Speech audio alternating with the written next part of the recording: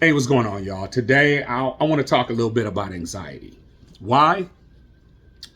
Because most people have either battled, are currently battling, or will in the future, and this number appears to be going up, battling, having issues with anxiety, right? I'm going to read some stats to you. Incredible stats. 7.7 million Americans admit to experiencing issues with PTSD. 6.6 million Americans experience anxiety, depression, or a combo of the two. 6.6 million. 31.9% of kids experience anxiety and or depression. This is crazy. Why are these numbers so high? Well, there's a lot of things that can lead to anxiety, and depression and anxiety are cousins. And sometimes your cousin can get you in trouble. And so depression can sometimes have a conversation with your anxiety and give your anxiety a reason to activate to feed your depression, right? I'm going to say that again.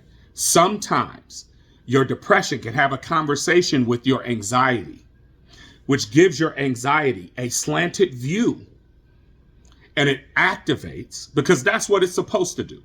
That's something a lot of us don't realize. Anxiety isn't negative. Anxiety can be used for positive. And we'll get into that. Why are these numbers going up, though? People are experiencing more trauma than they ever have before. Before, back in the day, if you wanted to experience trauma, you had to experience it personally, right? Well, no, not all trauma comes from personal experiences anymore. Social media, okay. Everybody on social media now, has the ability to express themselves. A lot of them express their opinion as fact. Some of those facts are not actually facts, and they could lead to negative feelings, negative responses, negative energy as a whole. What else other than social media? The actual media. Our news is hilarious nowadays. You watch the news, they say this many people got killed, this many people got robbed, this many taxes are going up, our government doesn't work, these are all the problems with the world. And every now and then they'll say, Little Timmy started a lemonade stand. We like to bring you good stories. There are a lot more good things that are happening in the world, but the news has decided that only the negative news sells. So they bombard you with negative news. There are people I know, friends of mine, that say, I don't watch the news because it depresses me, right? TV reality shows. Man, they need to call them how many arguments can we have in one season? That's really all reality shows are. People get on them and fight, and because of the fights, it raises the popularity because people want to see people in situations that appear to be worse off than them because it makes them feel good. So in that little moment, that little hour or whatever that you're watching that reality show, what you're doing is you're saying, whew, I'm glad I ain't going through that, or I'm glad I ain't got to deal with that person. It makes you feel temporarily good. Our own government. Man, I could do a whole just on that. But they've turned an entity that is supposed to use two different life philosophies to add balance to the country. Instead, what they've done is they've taken two philosophies and used them as adversarial positions to justify not doing the job. Because the job is actually to come and find a middle ground and be able to work together.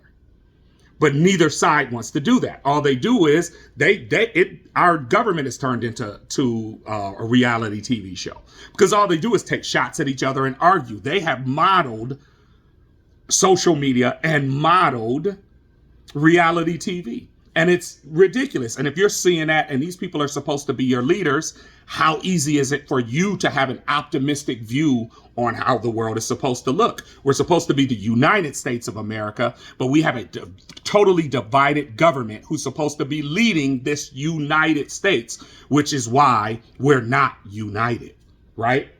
But that's a whole nother topic, and I don't want to stay on that. I just want to, some of us have jobs where we're treated poorly, and it could lend to our anxiety. So we get to a point. I remember for me in my job, there were times where I just dreaded going to work, right?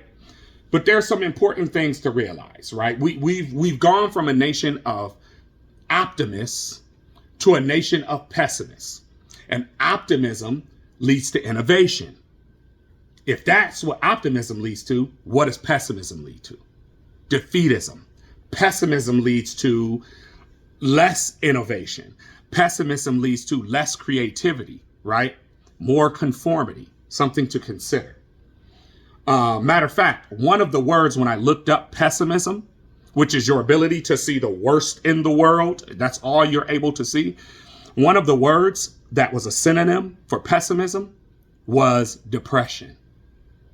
Now, if you are trying to deal with these things, right, it's important to, one, be honest with the people around you. If you have pessimists around you, let them know. Look, man, I'm dealing with some stuff, and every time you come around, the only thing you care about is the worst that life has to offer. I've had a couple of friends like that, and I had to tell them, I can't really deal with you right now, right? And you have to let them evolve and understand your circumstance. But that leads me to the 3 things that you can do in order to help with your anxiety. Okay? 1 is rally your community. All of us have people who are willing to see us and support us. You have to rally them, get over your shame of thinking that there's something wrong with you, and be transparent about the fact that you need support going through this. Now, my recommendation is if you're going to rally your community, you want at least 3 different kinds of people. And let me tell you these 3. 1, you want one person to hold you accountable of your dreams, because we all have dreams. We all have things that we want to do. And we need somebody that's going to check in with us and say, hey, man, stay focused on this. You can do this. It's important. Hey, have you done something to get you closer to that? Why? Because your dreams is a part of your optimism, right? Second, you want a person to hold you accountable of your reality. You need a person that's going to be able to tell you, I know it feels like that, but is it real, right? Very, very important. It feels like that, but is it real, right?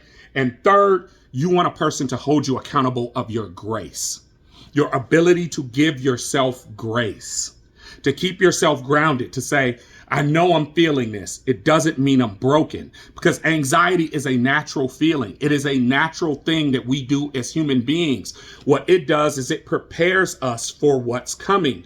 But it's very important to understand this very important part about anxiety. It hasn't happened yet. So you're sitting there in a bed worried about, are they going to like me at the first day of school? Is this first day at work going to go well? All of these things you're worried about that hasn't happened yet. And because they haven't happened yet, you have created a disaster scenario for something that has not occurred. When a person's sitting in a plane and they tell you I have anxiety about flying, what they're really telling you is, I hope this plane doesn't crash. That's what they're afraid of. Nobody's actually afraid of going from one place to another in a machine. What they're worried about is this machine might malfunction. So they have created this scenario in their head. And when depression is talking to your anxiety, your depression brings your past experience in to your current forecasting of what it is that you're going to experience. And it starts to feel real. These things could cause panic attacks and things like that. So it's important to know it hasn't happened yet.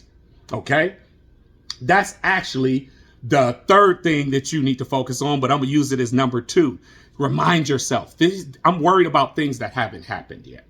So what can you do instead of just sitting there dealing with anxiety? Very, very simple. I steal back time.